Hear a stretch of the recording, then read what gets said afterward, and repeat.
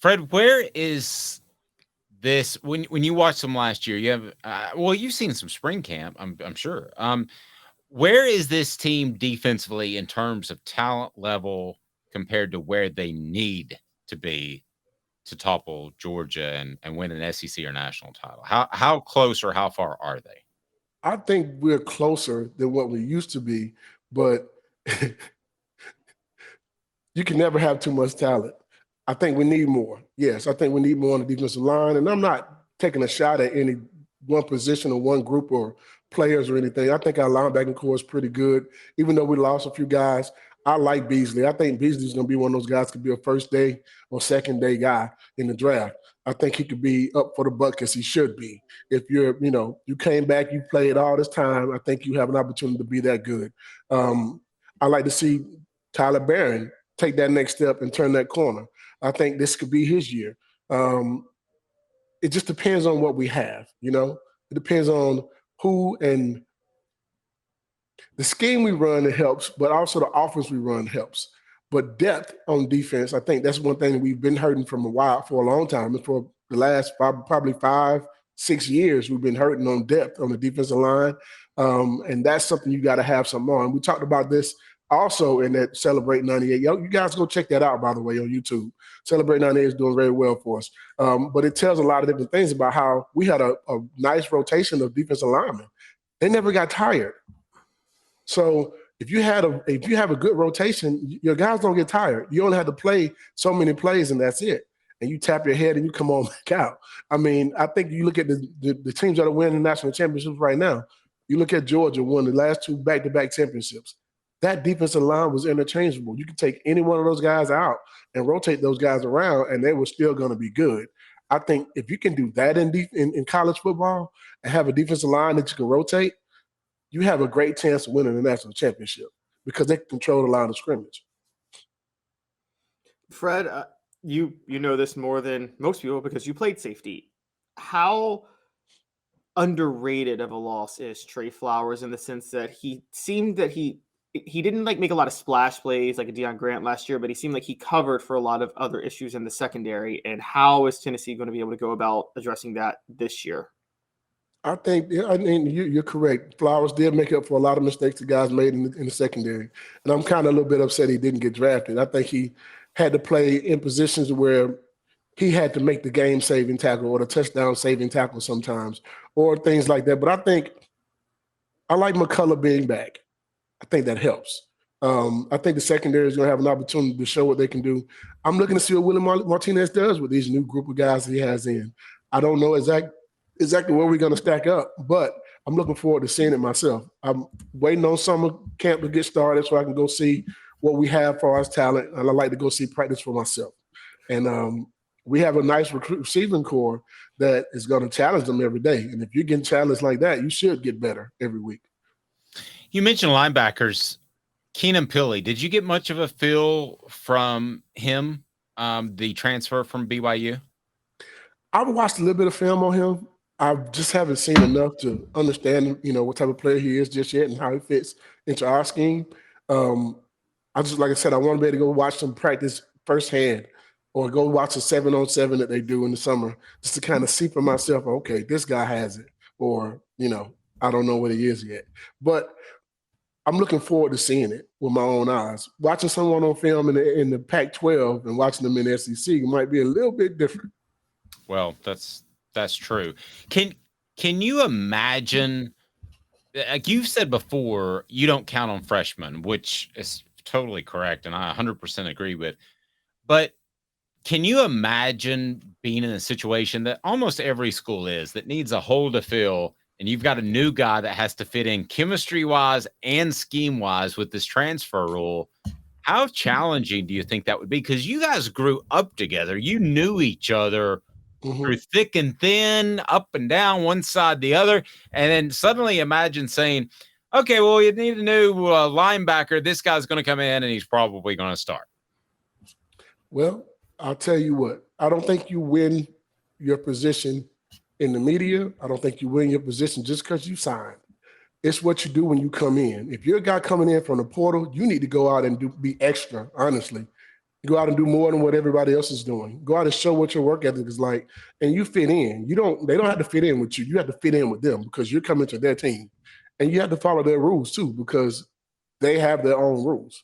So I think the guys that are coming in, it makes the guys that are already here. They look at you and say, "Let me see what you got. Let me see what you can do." You come and show me what you can do. You don't come in with accolades already and think, "Okay, well, I'm this and that." No. You don't come in and talk no trash. You come in and you get the job done first, and then you have a say. Don't come in talking because you come in talking, we have to deal with you. And make sure you understand that this is our team. You came to our team. We didn't come to yours. Interesting. So it really is up to the individual transfer. And we saw one player come in at running back in August, and he was quickly jettisoned. Yeah, if you don't have the right attitude, you're not going to be accepted and you're not going to be a factor. That makes a lot of sense. Exactly. That's whether you're a transfer or whether you're a freshman. It doesn't really matter. I mean, I can go back to when I was a freshman and you didn't have much say. And we had a guy by the name of Darwin Walker that came in from North Carolina State. And I never forget this. And when we talked to Darwin, we got an interview coming up with Darwin Walker, which you guys are going to be, it's going to be amazing, by the way. But Darwin Walker came in as a transfer from North Carolina State. And everyone who comes to the University of Tennessee back then had to go in the cold tub. That's the rule. At the end of camp, you got to get in the cold tub, and we're going to toss you in it. And you're going to let us do it, or you're going to go by – you're either going to go willingly or you're going to go by force. And that was our rule. Whether it was a new coach, if you change positions as a coach, whatever it is, anything new, you go in the cold tub, plain and simple. Willingly or by force. What's the cold? It's the cold tub. It's an ice bath. It's a big old tub with ice and water and everything, and we toss you in it. You either go willingly or you go by force. If you go willingly, you're good. Everybody's going to be okay with you getting there. Ain't nobody, there's going to be no issues. We're not going to rough you up.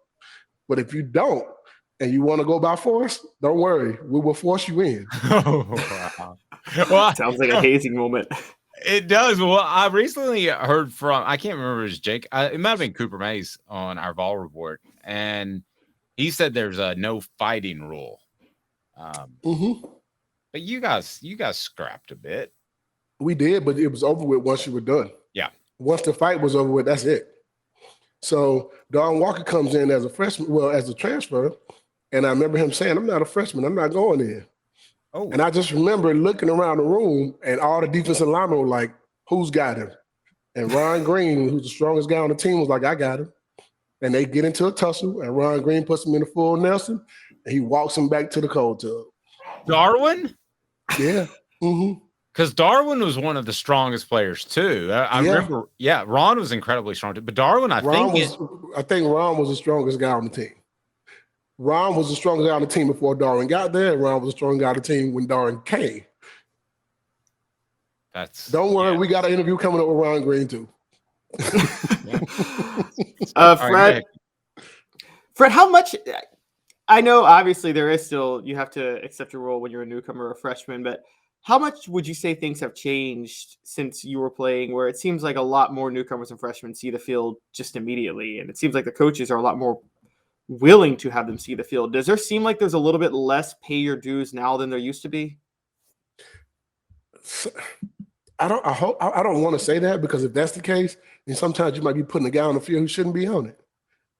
I feel like your job is one on the football field, and not only on the football field, but in the weight room and those type of things. That is the one thing I got to, if you can't play, I don't want you on my field. I'm not, and you're just giving something, somebody's going to have a problem with that. Plain and simple. In my locker room, if I'm on that football team, I don't know how these guys work, but my thought process as an athlete, if a guy comes in, he has to beat me, not be given anything. If you're giving something, then you're setting the wrong precedent, because you're going to have guys on your football field who shouldn't be on it. Yep. We had on the message board, if anybody else you want me to ask Fred about, I'll throw it at him, but hurry up because he's got to run.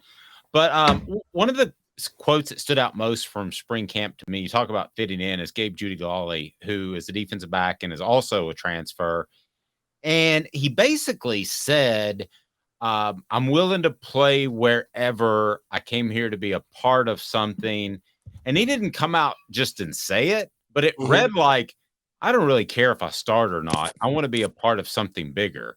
I Mhm. don't know if you have a thought on his playing ability yet, but I thought that was a really, really strong message that he sent. I think that's a guy who's coming in and saying to the group that, look, man, I came to help you guys win. I Yep. came to come and win. And regardless of where my coach wants me to play or what kind of scheme we're playing or what he's trying to get me to do, I came to help you win. I'm all the way bought in right now. So that says a lot for me, and that I'm happy to hear him say that. It was good stuff. Fred, again, how do people get a hold of you if they need some fantastic Allstate insurance? Because Allstate has better hands than you did. Yes, but you know what? When I got with Allstate, you're all in good hands, though. I guarantee you. You put my hands with Allstate's hands, and you got some great hands. I guarantee you. Well, you can give us a call at 770-381-0367.